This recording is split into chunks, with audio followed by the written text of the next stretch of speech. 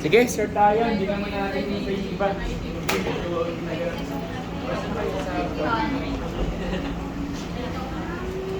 Oh, start po tayo.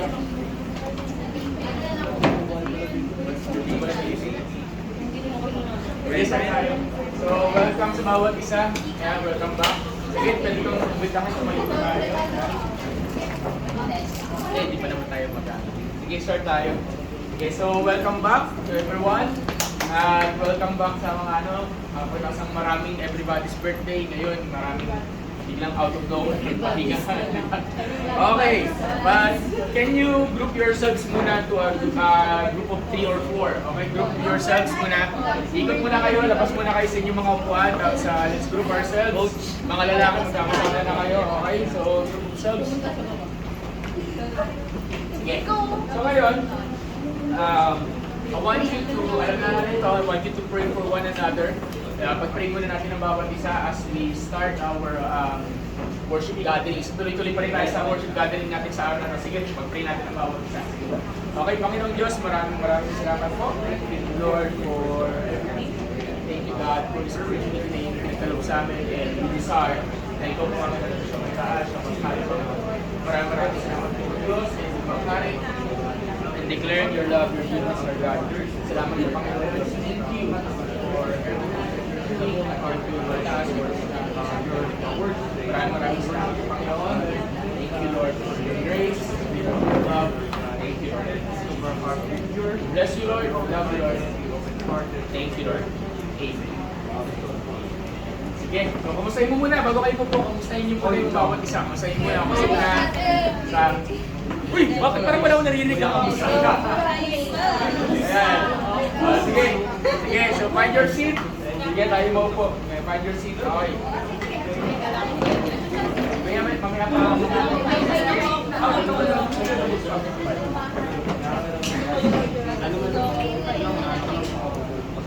Sige, so can I ask, hindi naman tayo sa gano'n tayo karami, can I ask please move forward? Then si Coach, ayun o, sige pa. Move forward muna. Wala mo na sa dulo. Uy, tuloy mo ako ba? Forward tayo. Sige. Okay, so nandiyan na. Yan na lahat, move forward. Sige, so inaasahan ko naman to, pero hindi naman ganito kagrabe yung inaasahan ko. Inaasahan ko na hindi tayo ganun dadami, hindi tayo ganun marami tulad last week. But I'm not expecting lang yung ganito last minute and everything. Tapos effort pa kami para mag-follow up. Eh, nakakatuwa lang, despite of everything, nakakatuwa kasi nandito si Jaya, si Jasmine, welcome back. Ayan, welcome back po. Pangalan niya ulit? Welcome niya. Ayan, okay. Sa mga hindi nakakilala, ulitin ko si Jasmine, si Jaya. Okay, hello nyo naman, welcome naman natin sila. Hello po! Si Jaya kasi nakachat ko siya yung Monday. Tapos sabi ko, yan, nagkakaroon kami ng exchange of communication. Tapos sabi ko, sabi niya, makapunta ka ba? Sabi niya, Pastor, pag pumunta si ate. Ayun, hindi ako nire-reply nung insight niya. So praise God, nandito sila. So palapakan natin ang Panginoon, di ba? Tapos another testimony, si Rose, andito si Rose. So palapakan natin. Sa mga hindi nakakaalam, na-hospital si Rose. Itong week na to. Okay, na-hospital siya. Kalalabas siya lang nung Friday. So praise God, at okay na siya. Amen. So Rose, sabihan mo kami ha, hindi yung nagbuha. Rose, tumingin ka sa akin. Sabihan mo kami ha. Okay, yan. So, at least, at pinakamaganda, nandito yung katabi mo. Hindi ang mga yung katabi mo yan, di ba? Pwede ba ano? Pwede ba magtabi-tabi? Ito na naman, magkakatabi na naman itong magkapatid na. Hindi ba kayo nagkasama sa bahay? Pwede ba kung katabi niyo yung yung si Ate Marie Patang? Ate Marie, sa harap ka ka. Ate Marie, kasi yung buka katabi. Hindi daw malamig. Ayaw kami ha. Mainit daw. Again, so hindi ko alam kung may darating pa, wala na darating sa totoo lang. I-follow up nyo na lang, hindi ko alam. May mga nagsabing yes, may mga but I really don't know. But tuloy tayo sa ating pagsamba sa Lord. But medyo papaguhin ko lang muna yung konti yung program natin. pakibuksan yung Bible ninyo sa Proverbs chapter 3. Okay? Sige, sa Proverbs chapter 3. Ay, tama to. Okay, so nandun na sa Proverbs chapter 3. Yan, okay. So, mamaya tayo mag-worship sa Lord. Okay, Proverbs chapter 3. So, sabi dito, verse 1. Sabi dito, so tutuloy lang natin yung topic natin about Proverbs. Pero dito sa Proverbs chapter 3, nakalagay dito sa verse 1, My son, do not forget my law, but let your heart keep my commands. For length of days and long life and peace, they will add to you. Wala muna po sa likod, wala muna po sa likod. Yan. So, sabi doon, they will bring many days of full life and well-being.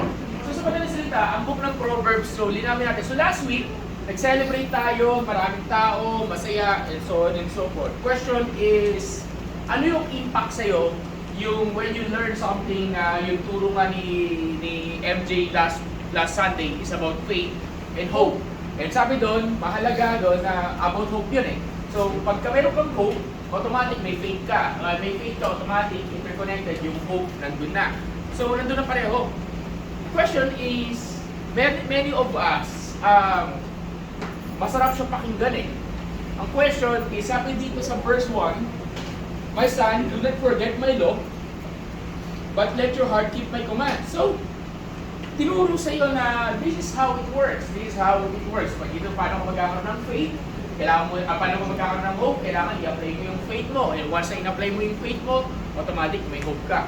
Question is this, sino sa atin na yung pag-preaching, ito muna, pag-preaching, message, narinig mo yung message, naaalala nyo yung preaching nung nakaraang linggo?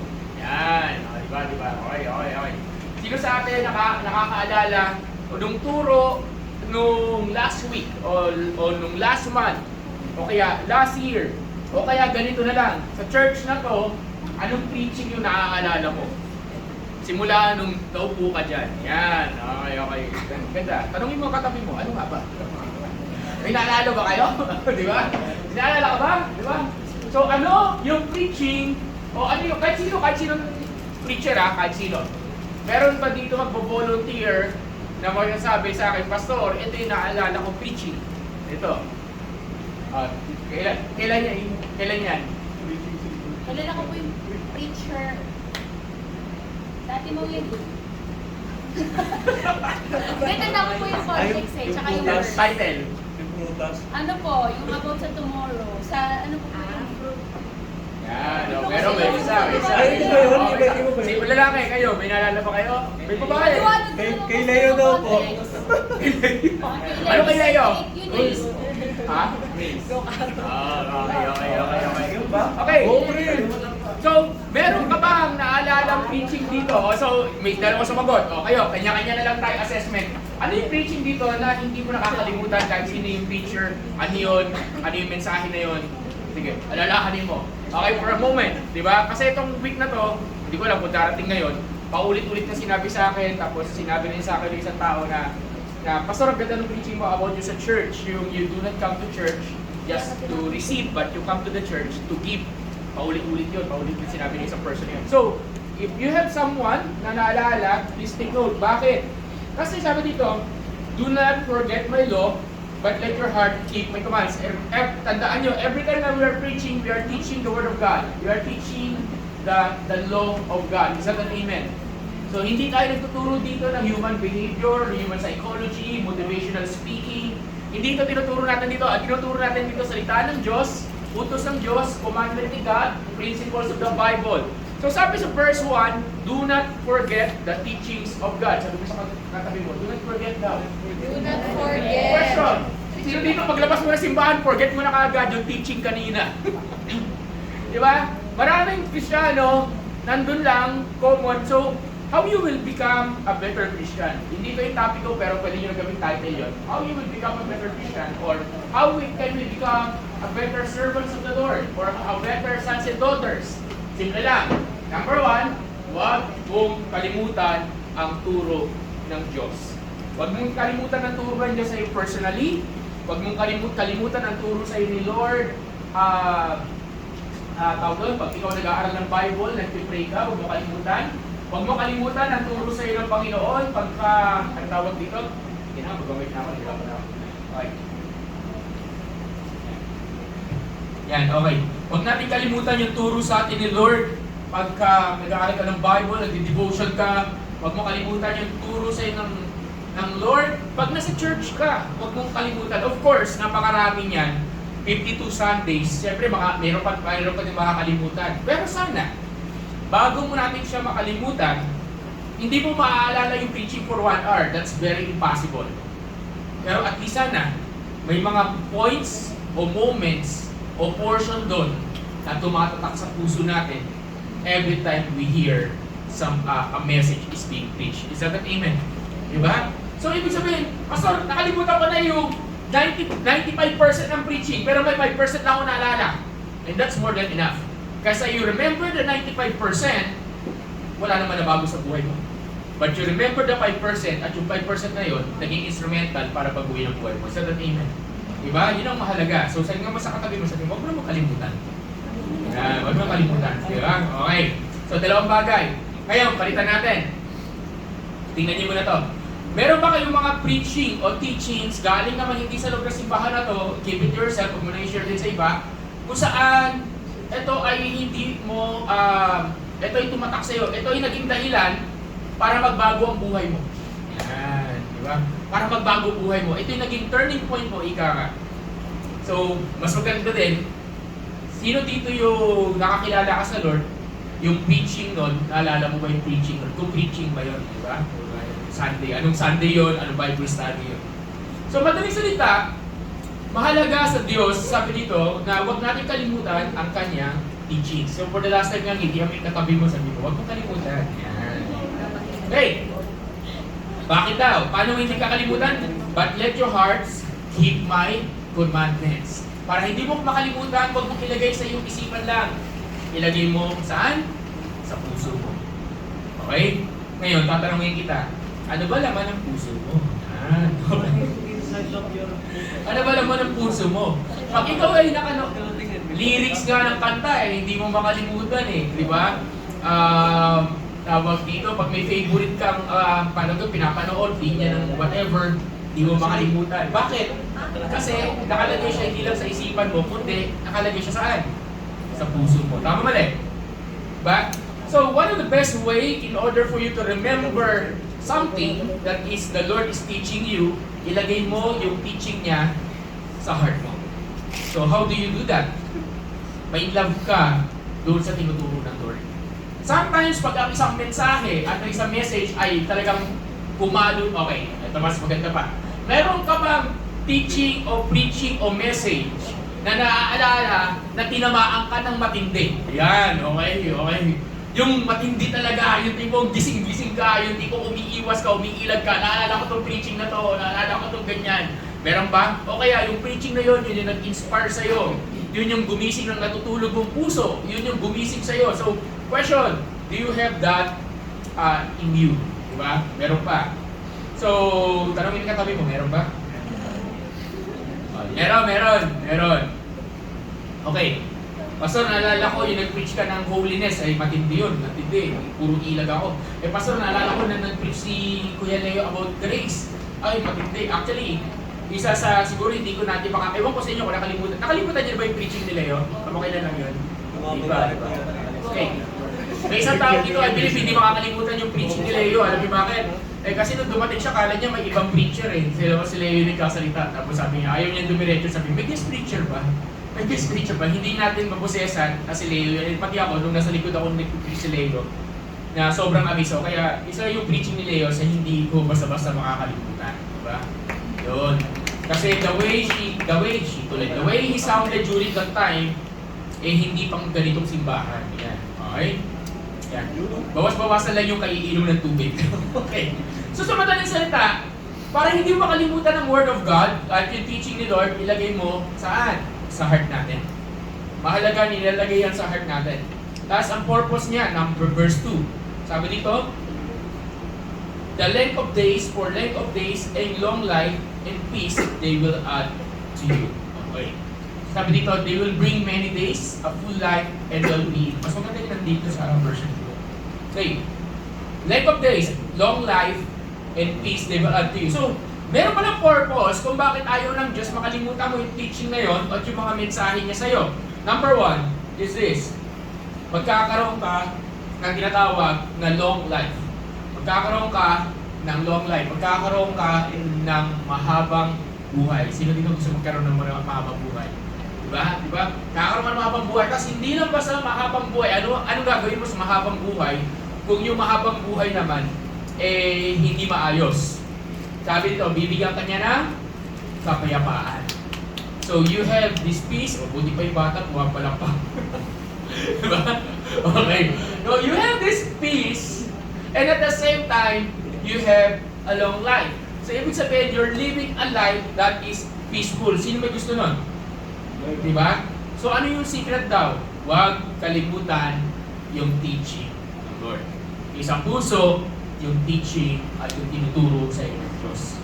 Huwag kalimutan. Pwede ba sabihin mo sa katabi mo ulit? Huwag kalimutan. Yan. So, ibig sabihin, hindi nagpapagawa si God ng isang bagay sa iyo para sa wala lang. Hindi niya sinasabi sa iyo, hindi naman sinasabi ni Lord, i-memorize mo. Ang sinasabi niya lang, ilagay mo sa puso mo yung ilang bagay na maaalala mo at least as you walk in your life, as years goes by, katapos naman ng everybody's birthday, as years goes by, as you age, as we mature, as we grow. Ang point nun is this, we remember, we are being reminded na yung turo ng Lord ang siya naging gabay natin as we walk. Amen ba? Naging guidance natin. Hindi basta wala lang. Ang problema sa maraming Kristiyano at ang problema sa maraming servant ng Lord ay maraming umaattend ng church is this. After umattend ng simbahan, saya, party, worship, taas ng kamay, and so on and so forth. You can sing, and lilinawin ko lang. We can sing a worship song to the Lord. We will go into worship the Lord. Lilinawin ko lang. You can memorize the worship songs. You can be inspired by the worship song kasi ganun talaga whenever you worship God, nabibless ka, so on and so forth. But, always remember this, warning sa lahat and encouragement na rin. Do not ever think that worship song is the Word of God. Praise and worship is not the Word of God. Lilinawin natin, ha? Praise and worship is not the Word of God. Worship music is not the Word of God. Okay? The Word of God is the Bible. And the Bible is, ang praise and worship ay ginagamit siya, nagaling sa salita ng Diyos. Unfortunately, maraming praise and worship na hindi galing sa Word of God. Praise and worship is a form ng prayer. Praise and worship is a form of worshiping the Lord, glorifying God. So that's what we're going to do later. But, hindi mo pwede na hanggang dun ka lang. Hindi mo pwede. We need the Word. Sabihin mo sa katabi mo, we need the Word. Diba? We need the Word. Mahalaga ang salita ng Diyos. So, ibig sabihin, pastor, ako hindi pa ako nagbabasa ng Bible, pero you're listening to the Word of God, at you're always listening to the Word of God, imposible na hindi mag-create ng impact yan sa buhay natin. It's going to create an impact. Why? Because it is the Word of God that change lives. Okay? It is the Word of God that change lives. So, therefore, every time na naglalakad ka, every time that you are studying the Word of God, never magbabago. Marami sa atin kontento umattend, kontento ganyan. And kaya nga tayo sabi ko, okay Lord, ano mangyayari ngayon? Ano mangyayari sa other disciples after everybody's birthday? So we do workout, daming ganito, daming workout, daming ganyan. Then, last minute, daming wala. So, first, bakit sa pilitan? Bakit pahirapan yung pag-i-invite and so on and so forth? Maraming factor. Pero isa sa factor na natutunan ko is this. Itong week lang na to. Pwede ka sumamba dito at pwede ka maging part ng worship team. But unless the Word of God personally nakatanim sa akin, unless the Word of God ay nakapukpok sa akin personally, hindi pinersa, personally, ibig sabihin, nag-decide ako na ako mismo mag-Word of God. Kailangan ko ng disiplina para magbasa ng Word, kailangan ko magpa-check sa leader ko ng devotion or whatever, and so on and so forth. If that will become a part of my life or routine, may magbabago sa buhay ko. Question, bakit maraming wala ngayon? Siguro kasi kulang pa tayo sa pagpupok o pagtuturo sa kanila paano tayuan ang salita ng Diyos. Bakit ka nandito? Kasi alam mo na importante ang salita ng Diyos. Amen ba? Ganun kasimple. So, may mga taong recognize this is my church at may mga tao recognize na this is where I will hear the Word of God. So, do not just come to church kasi simba mo to. Come to the church because this is where you hear the Word of God. Sabi nga, huwag ka maghanap ng simbahan na malapit sa iyo. Maghanap ka ng simbahan na maayos sa katama. Ano yung maayos sa simbahan na tama? Yung nagtuturo ng tama ng salita ng Diyos. So, gano'n lang kasimple. So, dito sa church natin, hindi tayo matatakot na ituro yung Word of God. Whether yung Word of God na yun, gusto mong pakinggan o ayaw mo. Is that an amen? Diba? So, again, anong purpose ng Word of God? Anong purpose nun? Gusto ng Diyos mamuhay ka ng mahaba. Gusto ng Diyos mamuhay ka ng may kapayapaan. Sige nga, ngitiyan mo yung katabi mo, sabi mo, payapa ba buhay mo? O magulo ang buhay. Di ba natin kung magulo ang buhay mo, gulo-gulo, ibig sabihin baka may kulang. Baka kulang yung salita ng Diyos. Diba? Baka kulang tayo. Tuloy tayo. Okay, last one. Then we're going to worship the Lord. Okay. Sabi dito, okay, verse 3. Sabi dito, let not mercy and truth forsake you.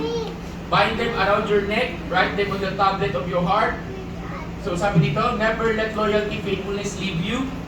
Tapos, ano nakalagay dyan? Mas maganda talaga dito sa inyong King James. Okay. Sabi dito, let not mercy and truth forsake you. Bind them around your neck, write them on the tablet of your heart. And so find favor and high esteem in the sight of God and man. So dito, sinasabi dito, tinuturo, yung context nito is about the teaching. Okay, about wisdom, about the Word of God. So sabi dito, let not mercy and truth forsake you. Bind them, huwag mong kalimutan yung mga bagay na tinuturo sa iyo. Huwag mong kalimutan. Bakit? Kung kailangan gawin mong kwintas, kung kailangan tawag dito, isulat mo sa puso mo, huwag mong kalimutan. Bakit? Kasi verse 4, ito yung magbibring sa iyo ng favor. Ito yung magbibring sa iyo ng high regard. Ano yun? Yung honor. Hindi lang sa Diyos, kundi sa tao. Gusto mo mabigyan ng honor galing kay God, gusto mo makalisit ng honor galing sa Diyos at galing sa tao, huwag mong kalimutan yung tinuturo sa iyo. For the last time nga, sabihin mo, huwag mong kalimutan. Lakas mo, sabihin mo, huwag kalimutan.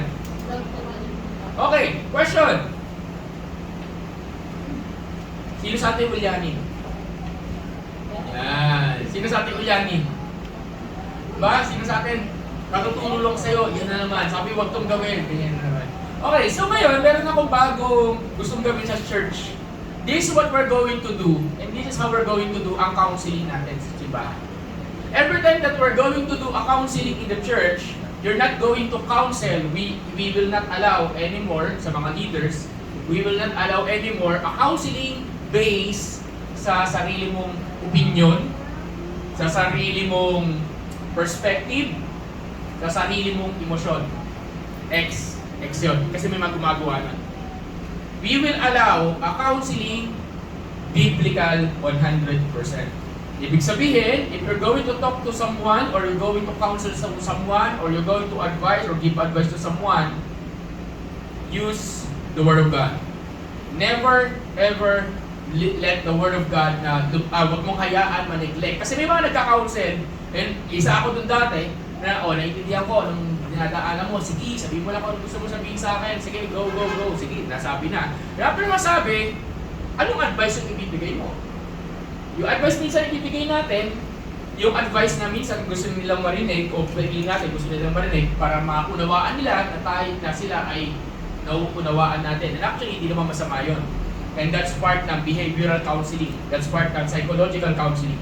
But, sometimes, hanapin mo, ask the Lord, Lord, sa sitwasyon nito nakausap ko, ano ba sinasabi ng salita mo?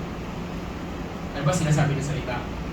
When I counsel si Tita Lynn, yung ating nakasama dito, na suicidal, hindi nawala hindi nawala sa bibig ko yung salitang, Italin, matakot ka sa Diyos. Italin, huwag ka magpakamatay. Italin, tapong mo yung kasi hindi gusto ni Lord yan. Italin, hindi yan sinasabi ng Bible. Sabi mo, may fear ka kay God. Italin, ganito. So I always use, hindi ko kino-quote yung Bible verse sa kanya. Pero alam ko, yung sinasabi ko, nasa Bible. So sinasabi ko sa'yo, Italin, ito yung Word of God. Ito yung sinasabi sa'yo ng Lord. Ito yung sinasabi sa'yo ng salita ng Diyos. Iano mo, pakinggan mo. As matagal yun. Halos 3 buwan yun. 3 buwan na counseling. And eventually, alam niya na, kita natin si Tita Lynn dito. Diba? Naging part natin siya. So, yung isang taong suicidal, ang gumamit sa kanya, hindi yung sinasabi ko. Ang gumamit sa kanya, yung salita ng Diyos. So kung may gagamot sa, sa mga nandito, kung may gagamot sa fear, may gagamot sa anxiety mo, may gagamot sa panic attack, may gagamot sa lies ng kaaway sa isipan natin, kung may gagamot sa'yo, ang gagamot dyan, walang iba, kundi ang Word of God. Is that an amen? So kung marunong ka mag-counseling, gagamitan mo ng Bible verse, ay matindi ka. Matindi ka. Marunong kang mag-motivate, as nilalagyan mo ng Bible verse, matindi yun. Kung marunong kang pumukpok ng tao at pumalo, dumisplina, tapos gagamitan mo ng Bible verse, at gagamitan mo ng Word of God, matindi yun. Gagamitin ka ng Diyos para magbago ng tao. Gagamitin ka ng Lord para ayusin ang buhay ng isa. Is that an amen? Amen ba yun? Diba? So, marami kasi, okay, hindi naman to tago sa inyo, maraming counseling umiiwas. Kasi medyo offending daw yung Word of God. Hindi offending yung Word of God. As a Christian, as a pastor, as a servant of the Lord, I will not be ashamed and I will not be afraid to become spiritual during my counseling. Kahit ang kausap ko ay hindi pa Kristiyan. Kaya kong nanay ko, kinounsel ko na eh. Sabi ko sa nanay ko, ma, alam mo, sorry, hindi yan yung salita ng Diyos, it's all so forth. Dumating ako sa portion na yun. So, guys, again, ulitin natin. Ang purpose nun, bakit? Kasi ang Word of God ang nag-aayos ang buhay ng tao. Hindi lang buhay mo maaayusin. To everyone you share the Word of God, bibigyan ng Diyos niya ng kapayapaan, bibigyan ng Diyos niya ng high favor, bibigyan ng Diyos niya ng tinatawag na tawag dito, high esteem. Ano Tagalog na high esteem? Parang respect. Okay? So, pwede ba natin palampakan ng Lord sa kanyang salita? Kumalang sa palampakan naman. Yan. Okay. So, pupos muna ako doon. Yan. Okay? Pupos muna ako doon. So, worship team, pwede tayo 5 minutes. In 5 minutes, we're going to worship the Lord. So, anong point ko before I continue before we worship the Lord, before we continue this? This is the point, this is the lesson here. Okay? Huwag sa likod muna, huwag sa likod. Okay. Point here is this. Oh, listen everyone. Okay. Okay. Paki-off. Paki-off. Okay, off. Tingin mo na kayo sa akin. Game. Siyempre, maliban kay Mona na bagong dating. I-share nyo kay Mona yung yung first part. Paki-share sa kanya. Okay? Game. Question. Game. Tanong to. Ano pinag-uusapan natin? Huwag kalimutan. Gaano katagal ako nagturo? Gaano katagal? 30 minutes? Okay. Sa loob ng 30 minutes, close yung notes nyo. Ano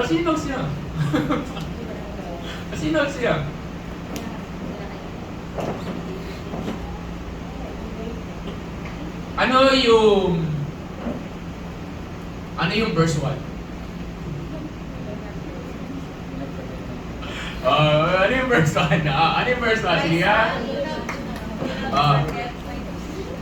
Ano yung verse 1? Sige nga, ano yung verse 1? Wala na. Okay. Ano yung madalas kong sabihin kanina during sa 30 minutes ng preaching? Yung pinakamadalas kong sabihin. Yun, okay. O, tingnan mo yung katabi mo. Naalala mo ba? Ito maganda. O, nakasara ha? Walang Bible, walang Okay, walang madaya. Anong verse at passage sa Bible yung ginamit natin muna kanina. Proverbs 3, chapter 1. Alam niyo natin mo, ikaw lang po yung iba, hindi. Okay, ano ulit? Verse 3 to? Okay, verse 3 to. Verse 1 to? 4. Yan, okay. So, Proverbs chapter 1, verse 3 to 4, my son, do not forget my teaching, di ba? Tapos sabi doon, anong purpose nun? Anong purpose ng teaching na yun? Anong bibigyan niya sa'yo? Long life? Peace. Tapos yung pangalawa, sabi doon, huwag tong kalimutan turo niya kasi ito magdadala sa'yo ng ano? Favor. Diba? So, actually yung Proverbs 3, diyan nakalagay yung Bible verse kung saan madalas i-recite ng mga Kristiyano. Ewan ko kung napansin ninyo. Diyan nakalagay, huwag niyo munang bubuksan. Diyan nakalagay yun. Ano kaya yun? Proverbs 3. Mamaya, yun yung pag-uusapan natin. Yung kasunod nun. Di ba verse 4? So verse 5 na tayo. Naalala niyo yung verse 5? Pamilyar, nasa Proverbs yun. Letter T ang simula. Hindi nakalimutan, pamihira. Trust the Lord. Yun, okay, yun. Di ba? Di ba? Okay, yun. Sa Proverbs chapter 3, verse 5, yan yung pinakakabisado ng maraming Kristiyano. Trust the Lord with all your heart and lean not on your own understanding. Tapos may verse 6 pa, okay? But before we do that, can I invite you, let's stand.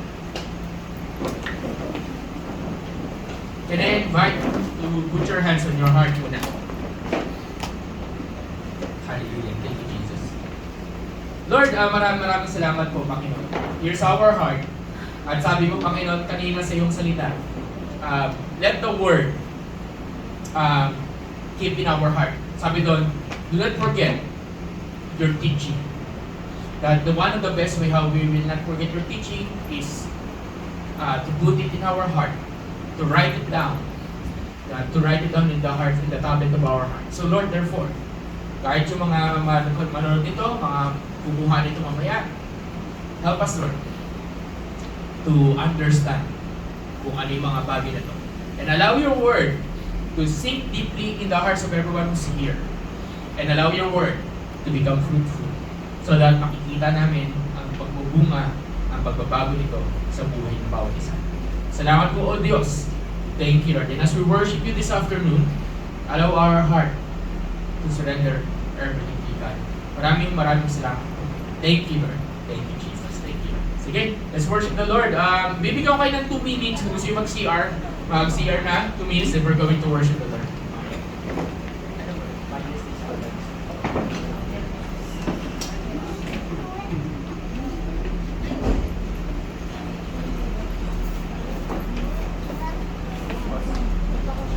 Pas nyo.